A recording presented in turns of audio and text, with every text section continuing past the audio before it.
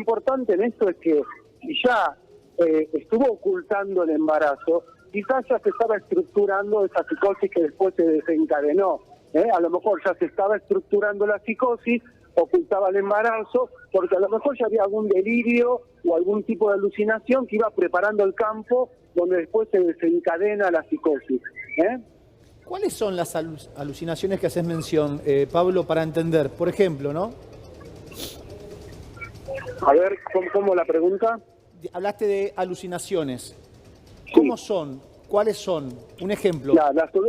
Perfecto. Las alucinaciones pueden ser, las más comunes son las auditivas y las visuales. Las auditivas, para que quede claro para los...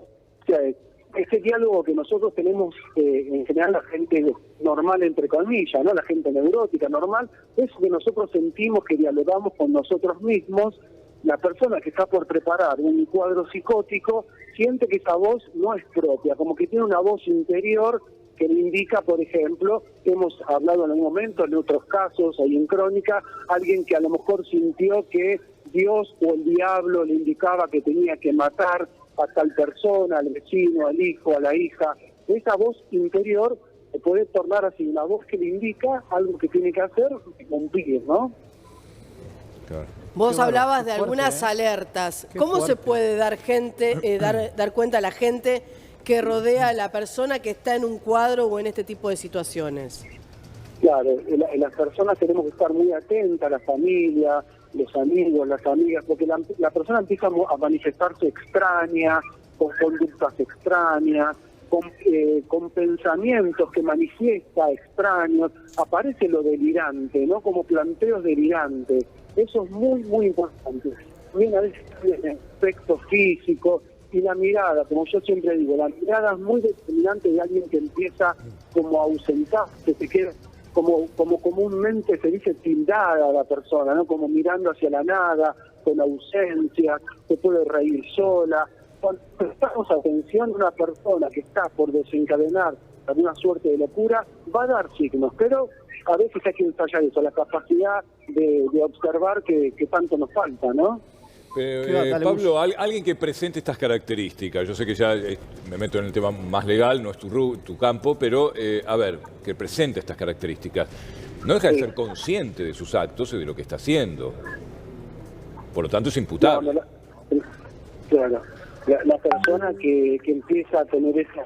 Se llama como descompensación. Cuando la persona se empieza a descompensar, no es consciente. Por eso terminan siendo en general inimputables, ¿no? Si es un cuadro psicótico, va siendo la persona tomada por ese cuadro psicótico y no puede hacer nada, digamos, se va descompensando y se va armando como puede, ¿no? Bueno, pero entonces estaríamos justificando todo, entonces, pues si alguien transitoriamente atraviesa un cuadro psicótico momentáneo, por unas horas, por lo que sea, digo...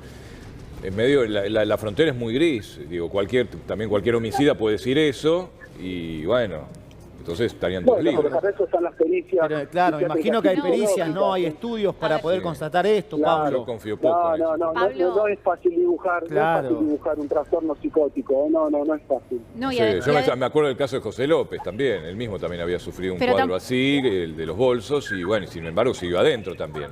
Lo atendieron por su abstinencia a la adicción, etc. Sí, Tami, dale. No, me parece que igual no se puede comparar lo que hablábamos con Pablo, una psicosis puerperal con cualquier psicosis. Es una mujer altamente vulnerable que ni siquiera sabemos qué pasó previo a ese embarazo, durante ese embarazo, y qué pasa por un parto. Para los varones quizás no lo pueden interpretar, pero nos puede decir justamente Pablo, un parto para una mujer no es un trámite, voy al banco y salgo. Sí, perfecto, Tamara. Mira, es así, digamos, esto lo puede saber una mujer. Sí, lo que podemos decir los profesionales es que ante un suceso de tanta implicancia física, un embarazo, un parto, la persona puede descompensarse. Y también hay que prestar atención a la historia previa, ¿no? Cómo era la vida de esta mujer, si estaba acompañada, si estaba con algún tratamiento. En general pensar esto, ¿no? Que nadie de la noche a la mañana va a desencadenar un cuadro psicótico. Hay un montón de elementos, los que les acabo de señalar, que nos van a indicar que esta mujer a lo mejor ya tenía alguna perturbación. Esconder el embarazo es un indicativo sumamente complejo, ¿no? Algo estaba queriendo decir con este embarazo esta mujer. Y después, bueno, ni hablar con el acto final, ¿no? ¿La depresión posparto es más común de lo que pensamos, Pablo? Sí, en general es mucho más común porque no en la dimensión de una depresión grave, pero la mayoría de las mujeres pasan por un proceso, no inmediato a veces, pero va digamos, como se le deforma el cuerpo. Ahora, dijiste algo importante, perdóname. ¿La depresión o los actos, consecuencia de esa depresión, es inmediatamente posterior a dar a luz o hay un tiempo que transcurre para que presente esa depresión posparto?